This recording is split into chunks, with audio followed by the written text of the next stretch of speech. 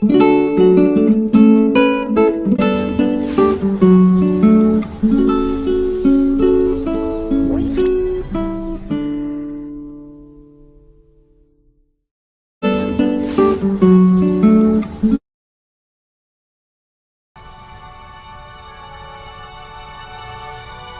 gente, bom dia, como vai?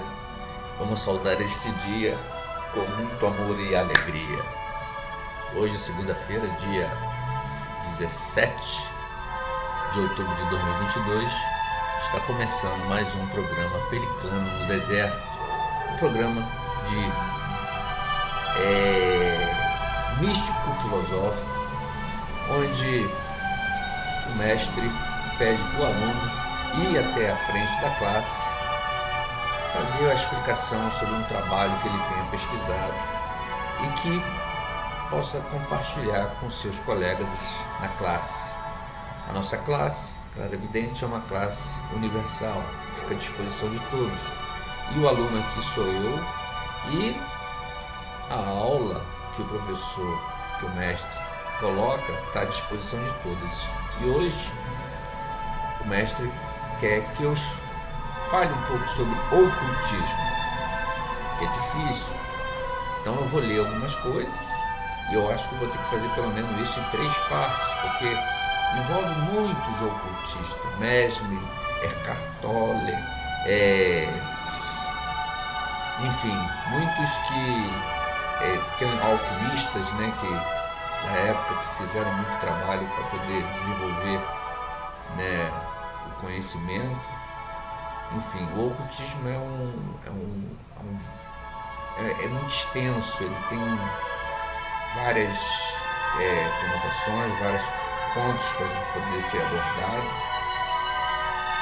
e é um trabalho que a gente precisa estar sim compartilhando.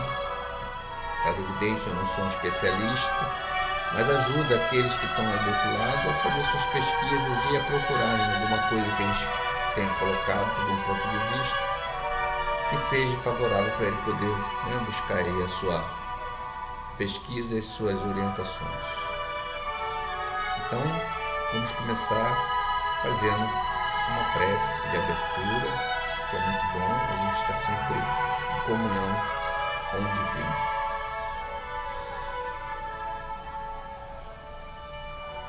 Não da vontade dos homens, nem por homem algum, mas por Jesus Cristo, por Deus Pai Todo-Poderoso, que o ressuscitou dos mortos, aos mestres cósmicos e a todos os irmãos que estão comigo.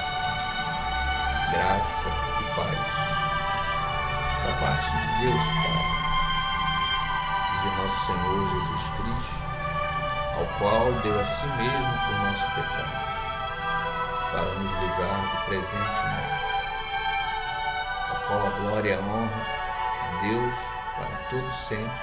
Amém. Então, eu vou ler aqui uma introdução de um trabalho, né, que é de um místico, né, Ralph M. Lewis. E essa pesquisa dele é sobre o ocultismo mesmo, e é um trabalho muito legal, muito interessante. Então vamos lá, vamos ler a mensagem aqui que ele traz. Teria o ocultismo um real valor nestes dias e nesta era? O ocultismo tem uma reputação má em muitos círculos públicos. Consequentemente, o ocultismo consiste de crenças e práticas supersticiosas que têm que ser abandonadas nos tempos modernos. Na condição de coisas sem nenhum valor, ou então consiste de uma nobre busca da verdade, da qual abusaram os charlatões e de onde fraudes foram usadas para se tirar vantagens. No sentido popular, o termo ocultismo se aplica a coisas que estão escondidas ou encobertas. Ele surge à mente aquilo que diz respeito à magia e ao misterioso. Na realidade, O verdadeiro ocultista não é um diletante do sobrenatural. Para ele, nada existe que seja sobrenatural. Todos os fenômenos estão dentro da categoria da lei natural.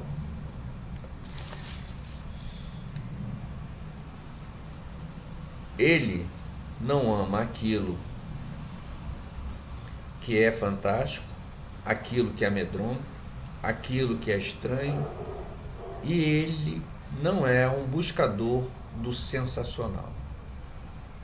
O ocultista é alguém que tem uma convicção íntima que existem princípios construtivos no universo, que são as causas de muitas das assim chamadas coisas misteriosas, que existe além do raio da ação de nossos sentidos normais. Ele crê que nós não podemos discerni-las de maneira objetiva e que elas devem ser buscadas em outros reinos da experiência humana. Através dos séculos, os ocultistas desenvolveram suas próprias ciências. É, digamos, obrigatório que o ocultista assim o fizesse, pois ele estava procurando algo com o que a ciência física não poderia ajudar a esclarecer. Ou realizar. As ciências ocultas, portanto, foram o princípio ridicularizadas pelos cientistas físicos. Elas foram consideradas fantásticas, absurdas, seus resultados como estando fora dos limites da razão, e elas, então, não deveriam ser levadas em conta. Acontece, entretanto, que as próprias ciências ocultas, com o tempo, chegaram a se tornar os pais de muitas ciências físicas reputadas de hoje. Então, notem que nesse primeiro texto aqui, o pesquisador, né, e mestre também, ocultista, místico, Ralph M. Lewis, ele coloca muito bem a questão dessa ligação, né, da ciência para desenrolar ali aquele mistério, né? A ciência hoje é o que desenvolve aí vários conteúdos que antes eram tratados como, vamos dizer assim, xamanismo, rezadeiras, enfim, uma série de conotações que eles têm a origem, a fonte, mas não declaram a fonte como uma ciência, né? Então, vamos dizer assim, só tem a credibilidade depois que passa pela ciência. Mas lá nos primórdios, seres humanos chegavam a levar isso para a civilização como melhoria, né, do viver do ser humano, quando tinha algumas dessas partes ocultas pelos místicos, pelos ocultistas, desenvolvida e posto em prática e ter resultados positivos. E de lá para cá a gente vem, né, evoluindo, claro, evidente, né? É o que a gente tem, mas tem ainda aí muitos ocultistas com muitas técnicas prontas, separadas para ele usar, e que tem demonstrações, né, que realmente chamam a atenção.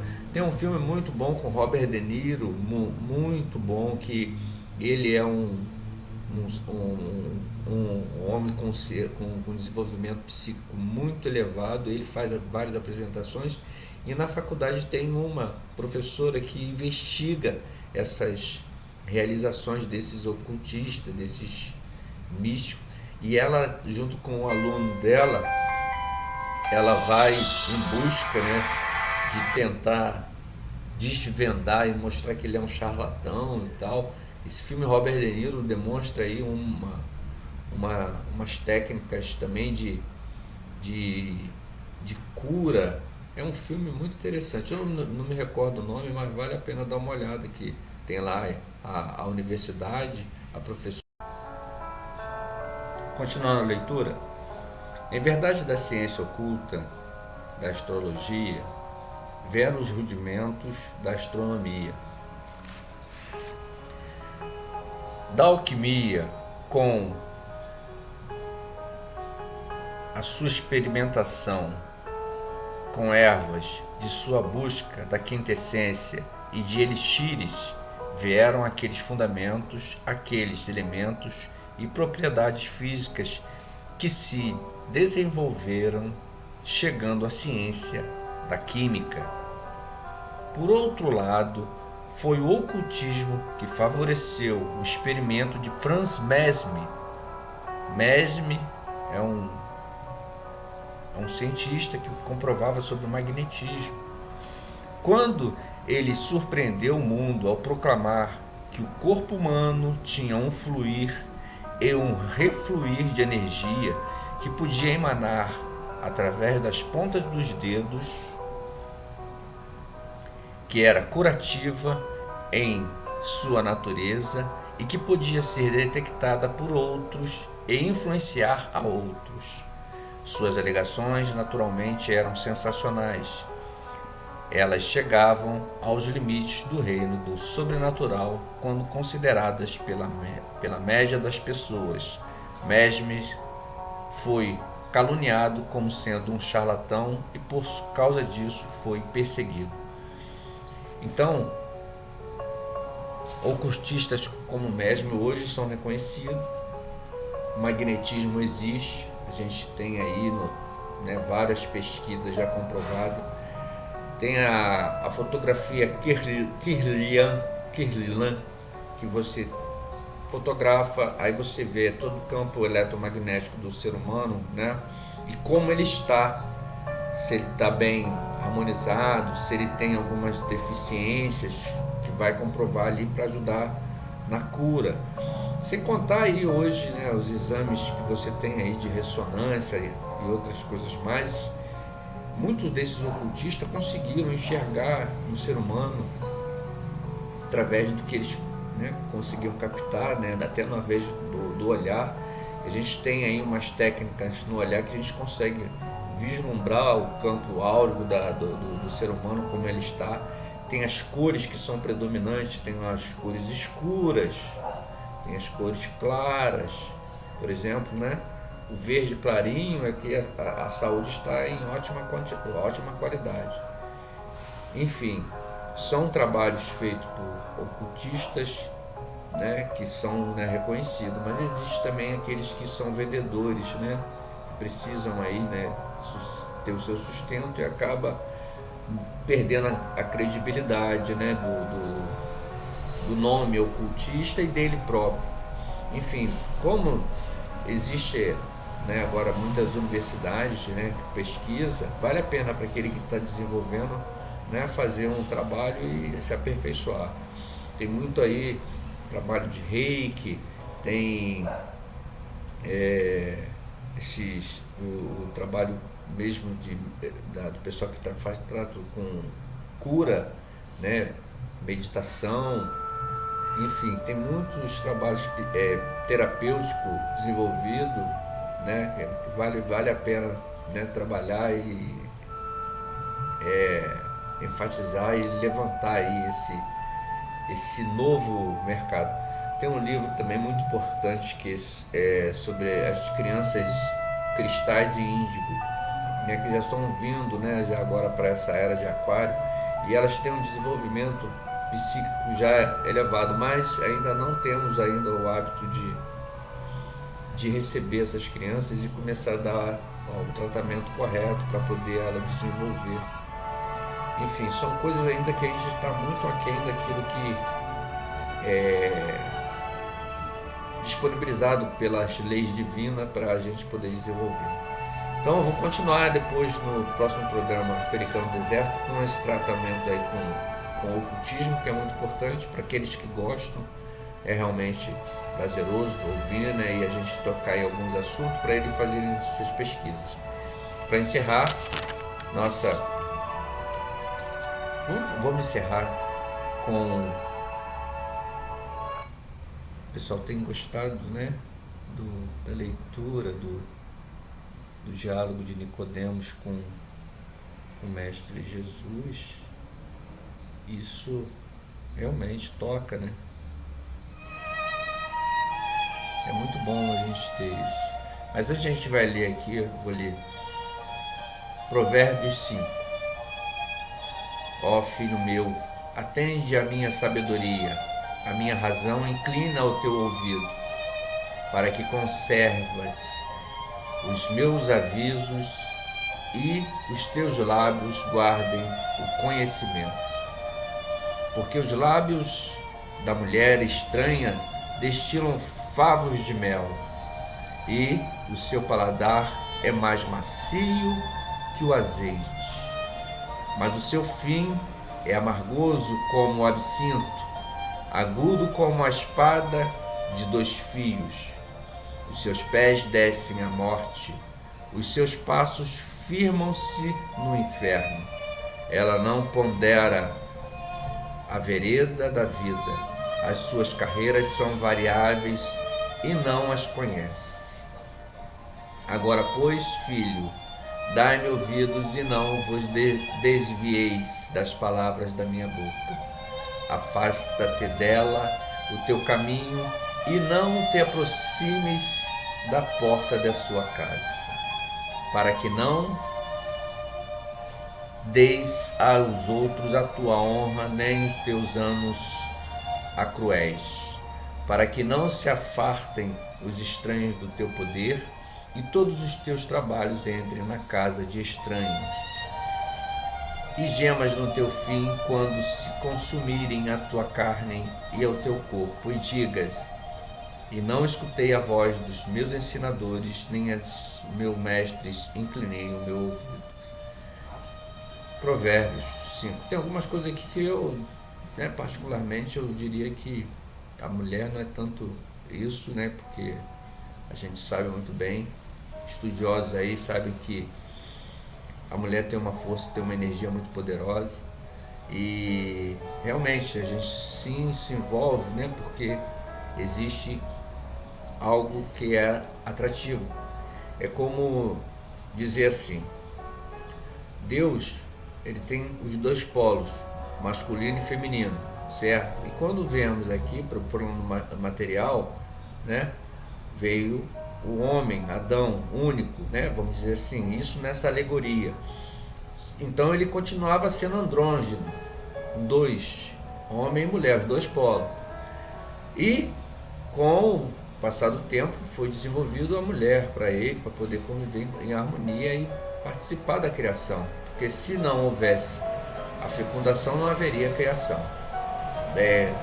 Outros seres, Como o caso da androgenia, e essa separação do homem e da mulher, então a gente busca sempre essa outra parte. Então a mulher é uma parte para o todo, para o uno. Então eu vejo dessa forma. O provérbio tem uma colocação sim e tal, maciez, mas eu também vou para o outro lado. Quando Moisés deixou a cabo de Josué para poder fazer a entrada na cidade de Jericó, e aí ele estava junto com o grupo, com o exército, onde ele foi se aportar para poder se esconder por causa dos inimigos, dentro do prostíbulo, junto com as prostitutas, esconderam ele. E muitas de outras histórias, as prostitutas lutavam contra, por exemplo, a invasão de mongóis.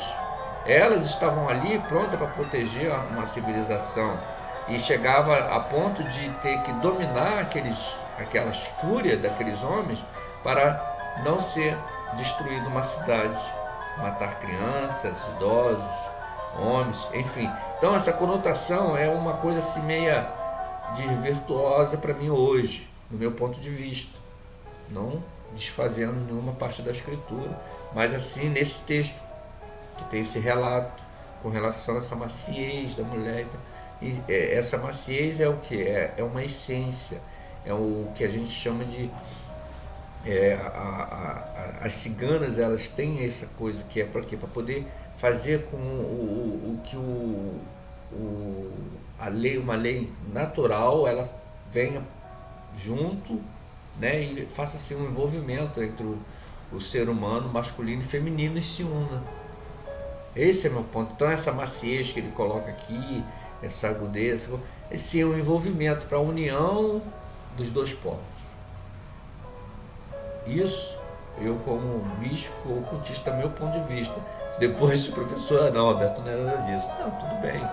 Como levar o meu ponto de vista, é o modo de ver. Depois eu vou pesquisar mais e tentar entender de uma outra forma. Tá bom? E deixar aí meu valor a todas as mulheres. Eu sempre uso um rosa porque estamos no outubro rosa e devemos estar sempre em favor. E essa parte de provérbios aí, a gente tem que dar uma olhada, né, de vez em quando, para poder a gente, peraí, né, assim, dessa forma, para poder tratar todas as mulheres. Tá bom?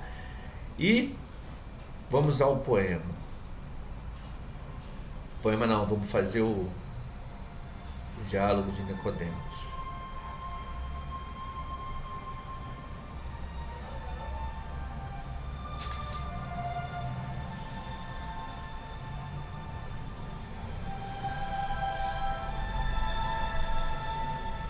E havia um homem chamado Nicodemos, príncipe dos judeus.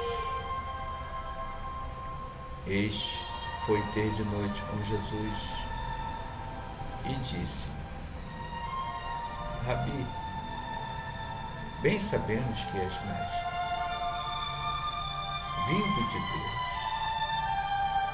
pois ninguém pode fazer estes sinais que tu fazes, se Deus não for com ele. Na verdade, te digo que aquele que não nascer de novo não poderá ver o reino de Deus. Como pode um homem nascer sendo velho? Porventura, pode tornar a entrar no ventre de sua mãe e nascer? Na verdade, te digo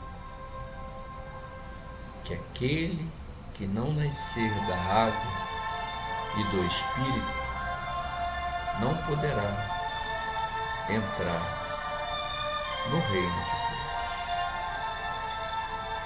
Pois quem é nascido da carne é carne, e quem é nascido do Espírito é Espírito. Não te admires do que lhe foi dito, necessário vos é nascer de novo. O vento assopra aonde quer e ouves a sua voz, mas não sabes de onde vem e nem para onde vai.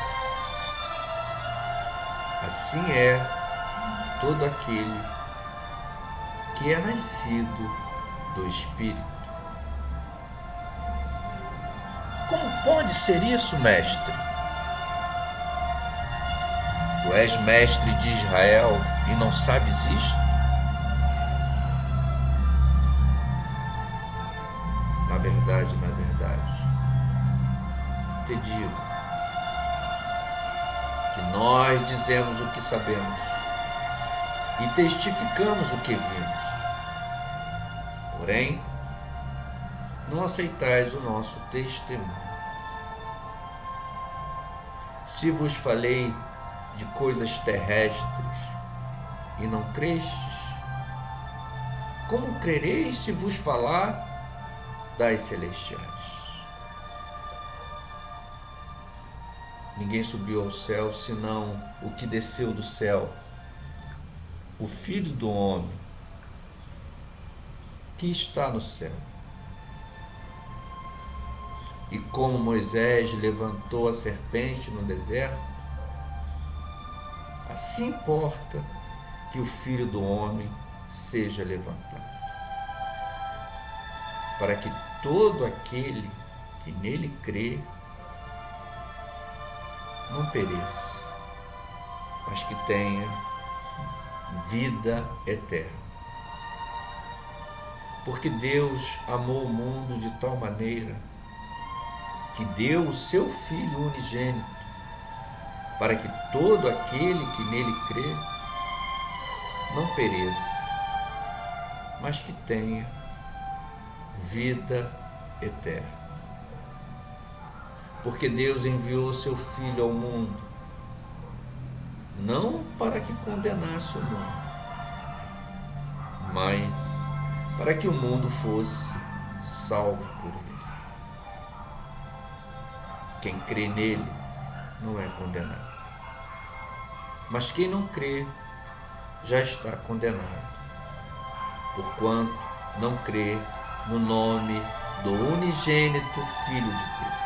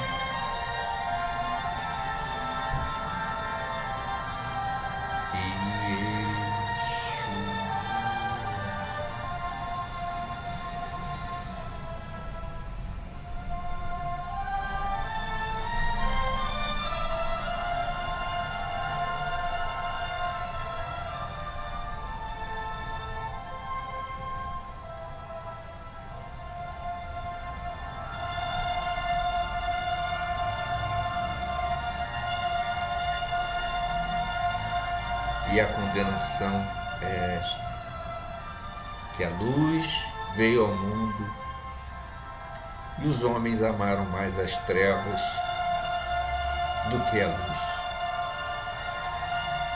porque as suas obras são más. E todo aquele que aborrece a luz não vem para a luz, para que suas obras não sejam reprovados.